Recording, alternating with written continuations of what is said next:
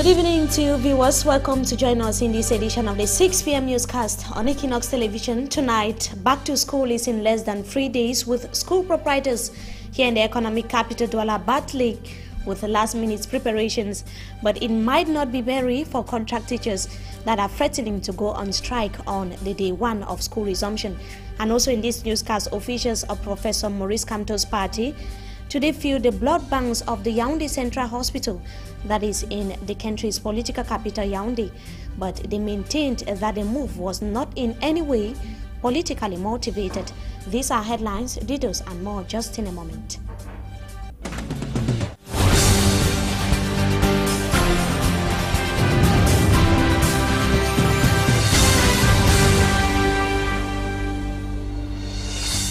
Good evening to you once again, viewers. As we announced in the headlines, school proprietors are now battling to do last-minute preparations less than 3 days to the 2013-2014 academic year. Rehabilitation works have been carried out in several schools in the country's economic capital, Douala.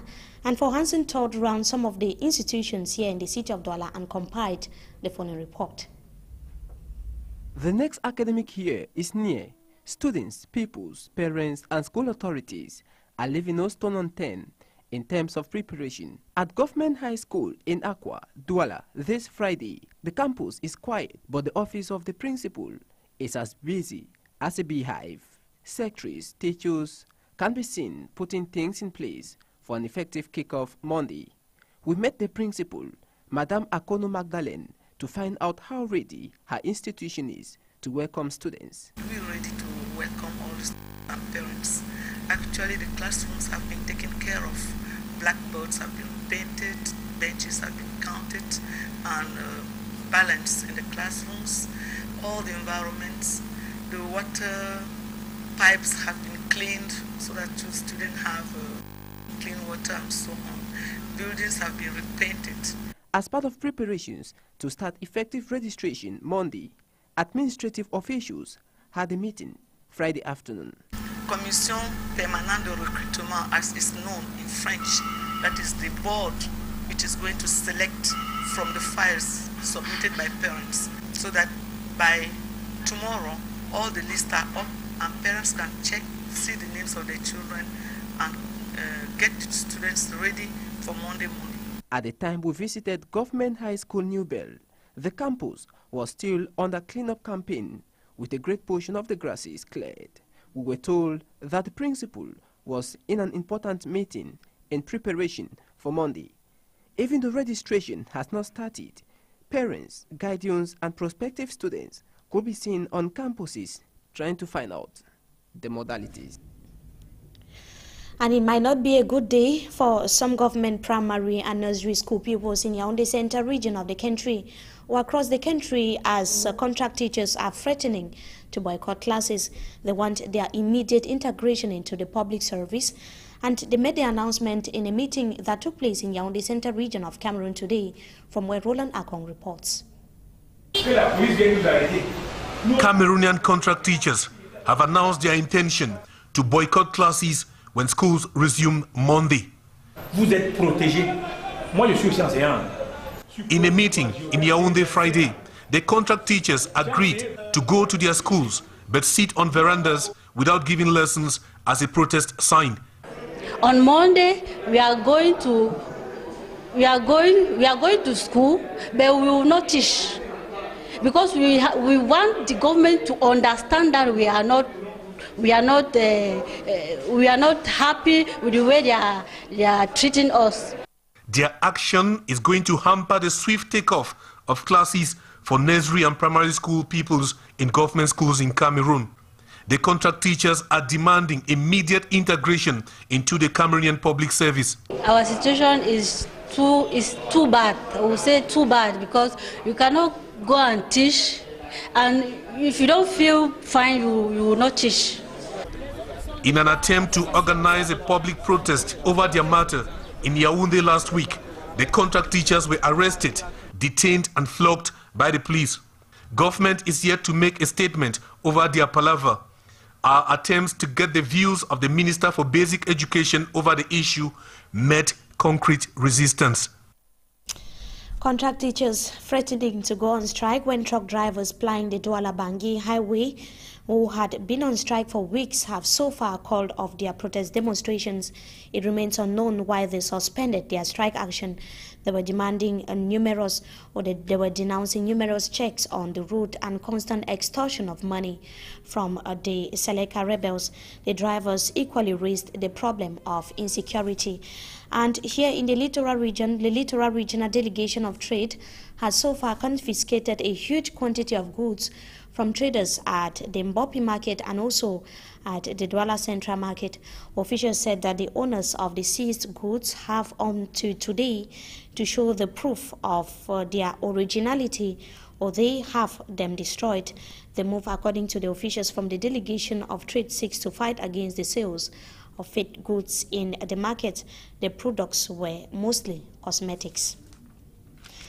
And still here in the country's economic capital, Douala, the heavy rains that battered the city left several homes at the Nkomitak neighborhood in the New Bell area inundated.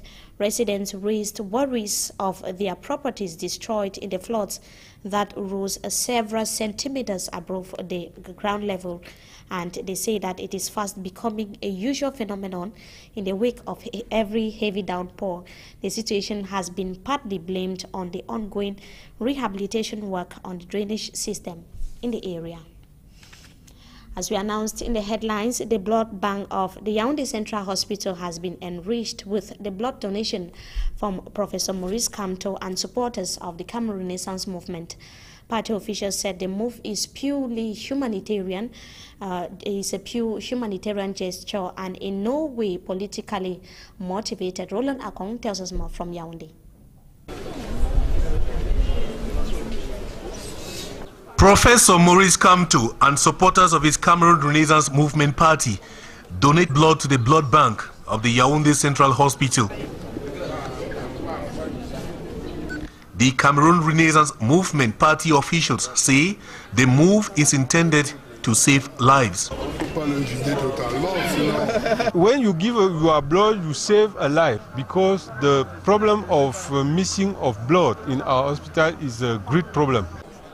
Critics have described the 3-day blood donation campaign as a campaign ploy, as it comes barely a few weeks to twin council parliamentary elections in Cameroon. What party officials have countered as false. We are not in the political operation. We are in humanitarian operation. We want all those who are going to watch or listen to this news to come to do as us, give his blood. It is a fact that the blood bank of many Cameroonian hospitals sometimes run dry. There is need for regular supply from you and I to save lives in need of blood. Need for contribution from the entire population, as Roland Akong indicates there in the following report. Meantime, several shops over the Yaoundé Railway would be demolished as the government and the railway company want to refurbish the Yaoundé Railway line. A hotel, boutiques and shops will be constructed as a result. Roland Akong tells us in the following report that the announcement was made in a meeting that took place in Yaoundé yesterday. A vast demolition exercise has been announced at the Yaoundé railway station by officials of the Yaoundé City Council. Gilbert Simi Evuna says all boutiques opposite the railway station will be demolished soon. No, I'm habituated to see the problem, and I think that is not this one which will depass me. Government and the National Railway Corporation, CAMRAIL, are planning to refurbish and modernize the Yaoundé railway station. The Urban Council intends to build new boutiques for rent and beautify the lieu. But there is no problem. There's no problem. There's no problem. The government delegate will take decision. The beauty of the town. Yes, the beauty of the town. We have to ameliorate our town. Yes. To avoid problems, traders on the lieu were assured that they will be given boutiques after the construction. A hotel, a public garden and a parking space will also be constructed opposite the Yaoundé railway station. No time period for the takeoff of the project was given to us, as well as the cost of the project.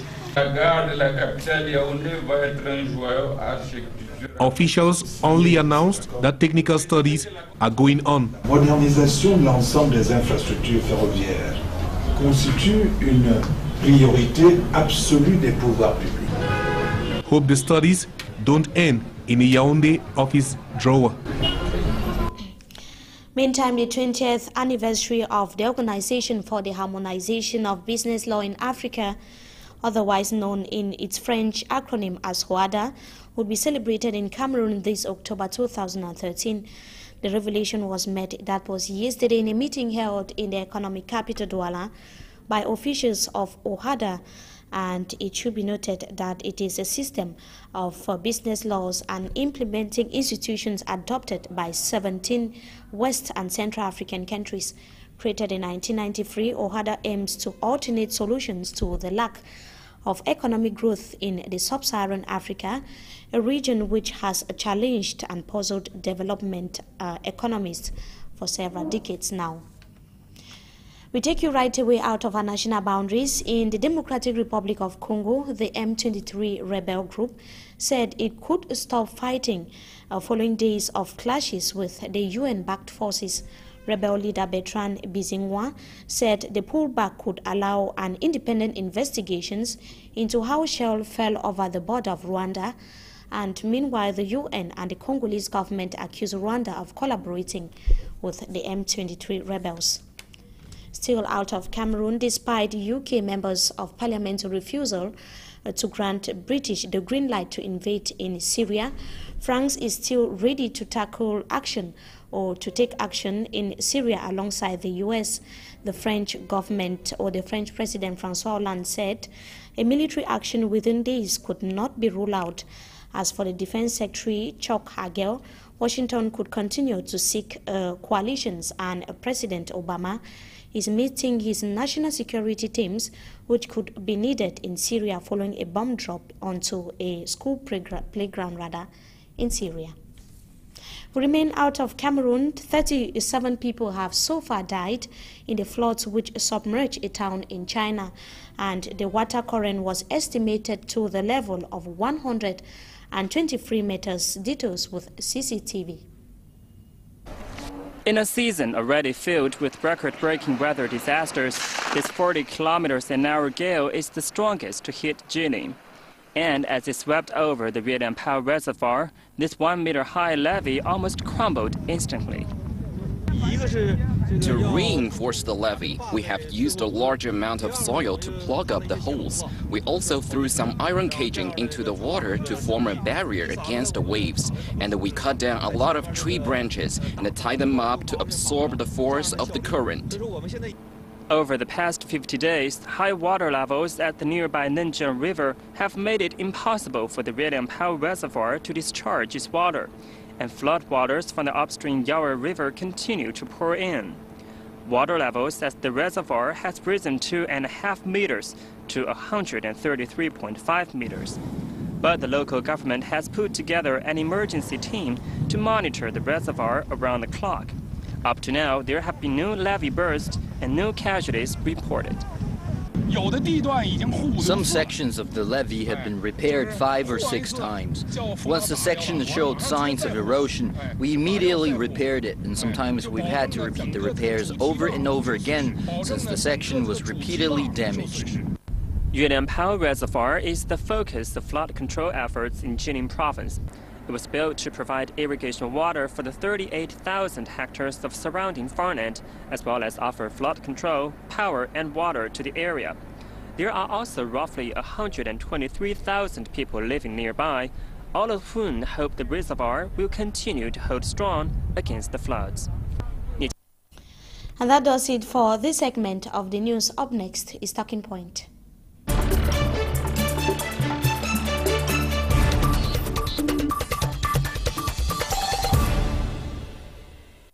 Good evening to once again viewers for joining us. We thank you so much for joining us tonight on Talking Point once again. Tonight we are going to be talking about back to school, which is in less than 3 days. We have a teacher and also a school proprietor to tell us how far he is preparing, or his institution is preparing ahead of back to school that is built for Monday. Good evening to you, Mr. Labas Cyprian, and thank you so much for joining us tonight on Talking Point. Thank you very much. We should be thanking you for coming. Before we get to know how prepared your institution is as far as back to school is concerned, let's talk about the plight of contract teachers in Yaoundé that are seemingly not happy on the way the government is treating them. That is what they say. They are threatening to ground their toes on Monday and not enter their lesson halls. In protest demonstration, they are demanding their immediate integration into the public service. What's your immediate reaction as far as that is concerned? It is a very sad issue that teachers are treated like babysitters. We have a country where we have to put education first. If the teachers are not there, they are the ones. Because we have three main things. We have education, the health of the child. That is what is important in the country first. If we take the case and put up to the military, the army, I think the education of our children should be considered the primary role of this country. If we have a viable educational system, we'll be able to fight against most of these ills that we have in this country. That is a major issue at this moment. We get that we are going to school in a few days, and teachers are not really happy. We look at private lay school, we don't have the decent subventions and many other issues that are coming up. I think it is the right time for us to do actually something for these teachers. If not, we have a case where a teacher can be in a school and may just stay even out of class, or teacher may come, be one leg in, one leg out. We have teachers that are more concerned with their private schools, evening classes left and right, just because their right in their school is not well given them. So that is the main issue that we have. If we take about the distinct results that we have results maybe in certain results when they don't come out officially. We have children scoring maybe 8.5, 6.5, just because they want to make parents happy. But actually, the children have not really studied anything. If we are crying of falling standard of education, we have it all over Africa. And we have a case of this in Liberia where 25,000 candidates went for an entrance into the university and actually none of them passed. It's just because teachers may pretend that they are really happy, pretend that they are doing the job, but in the real sense, they are not doing it. So we really see the failure everywhere. So we have to take the plight of these teachers serious. The plight of the teachers, of course, that has severally been underscored by the government of the country in the speeches that was delivered by head of state. That was precisely on the 11th of February. Their plight was their pivotal role in the society, our Capricorn society, was emphasized. So what is actually the problem?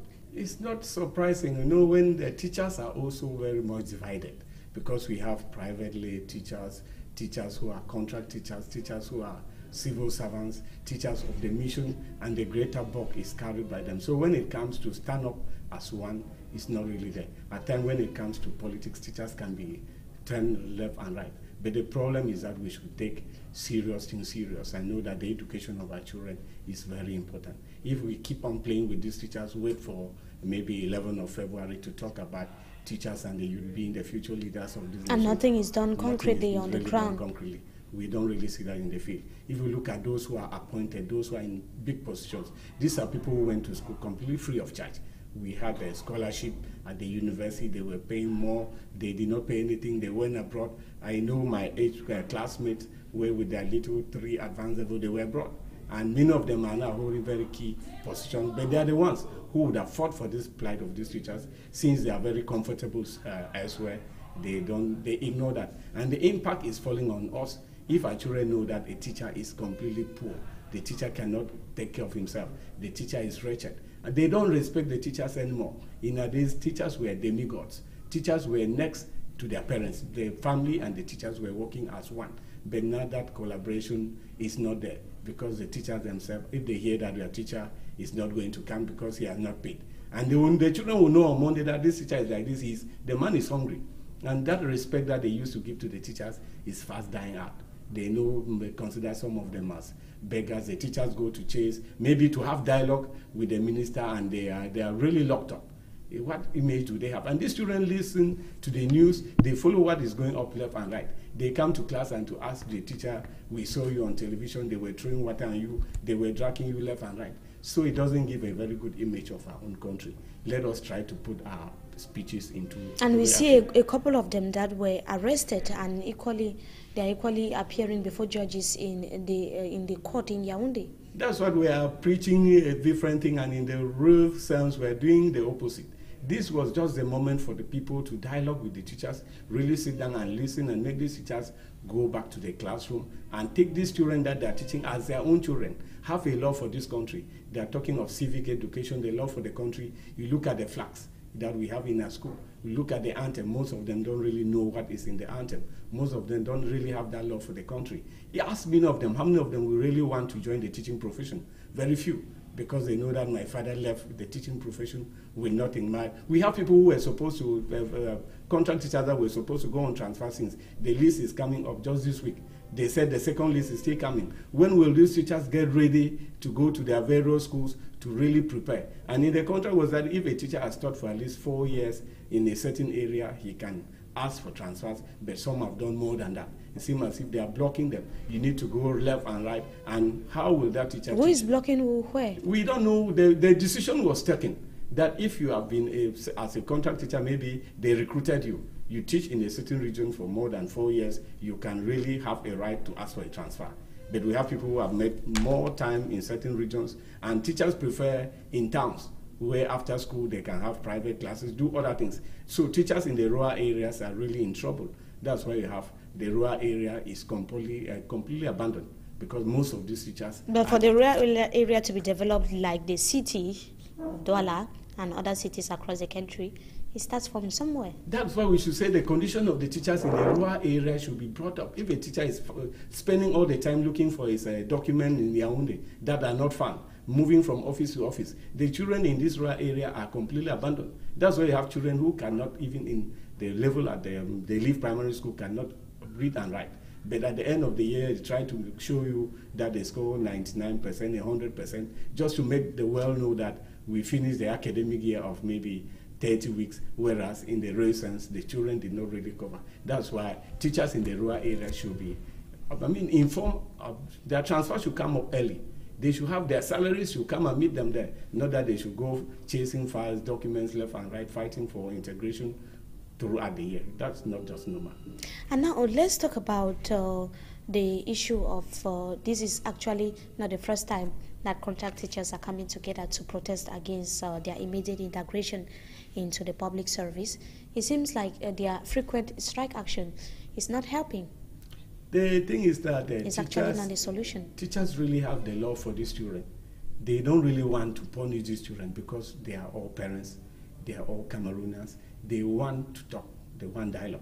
They don't want to go into the street. If you are the teacher telling the children, love your country, respect the laws of the country, and they see you marching every day, they have been doing that, but they don't want to take that violent action.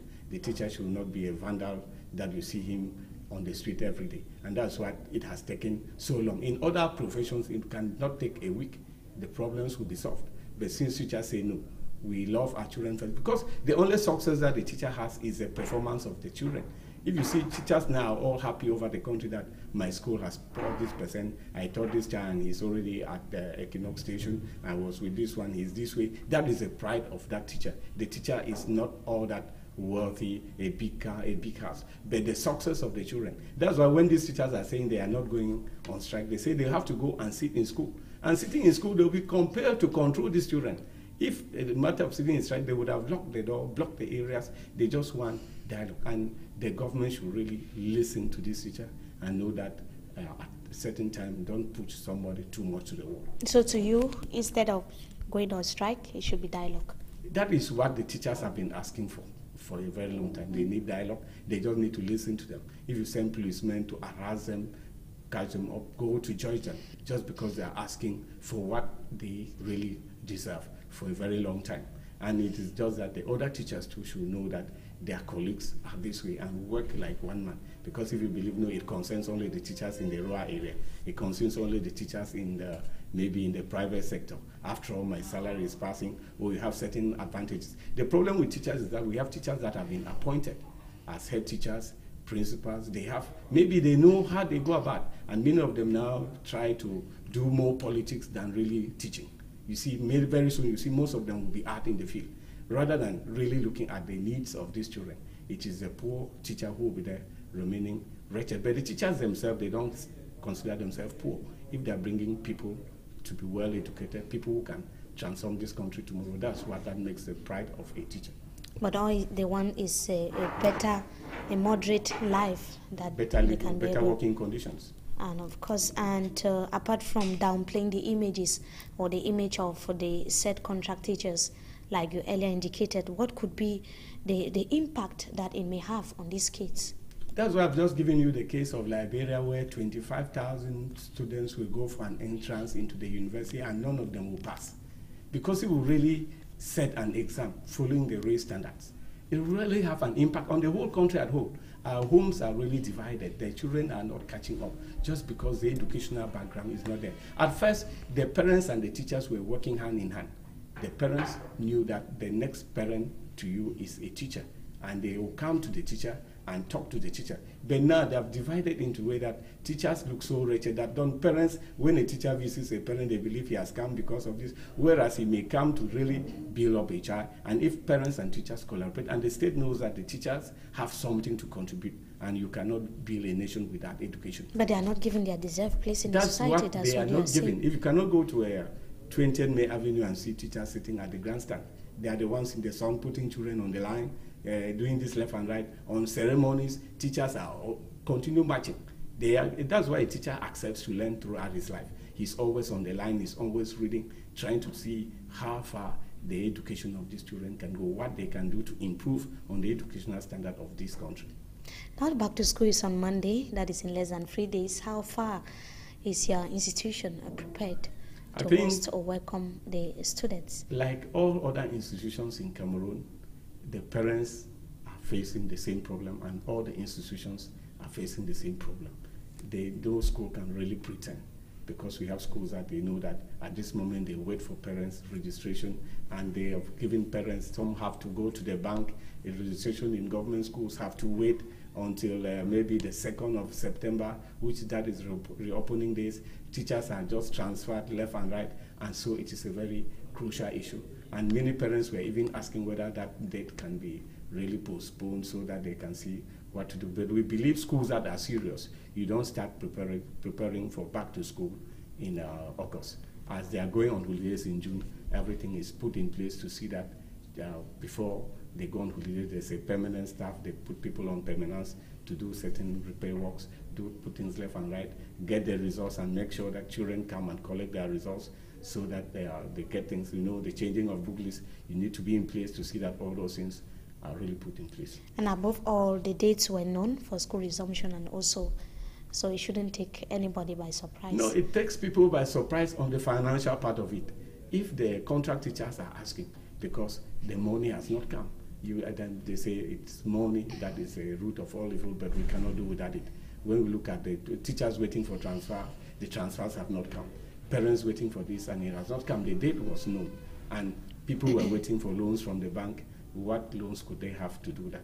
Thank you so much, Mr. Laba Cyprien, for joining us tonight on Talking Point, and we hope to have you some other time again. It's my pleasure. I have to thank you for this opportunity. We should thank you for coming, and to our viewers, we thank you so much for joining us in this edition of the 6 p.m. newscast on Equinox Television, wishing you a blessed stay in the company of our programs. Good evening to you once again.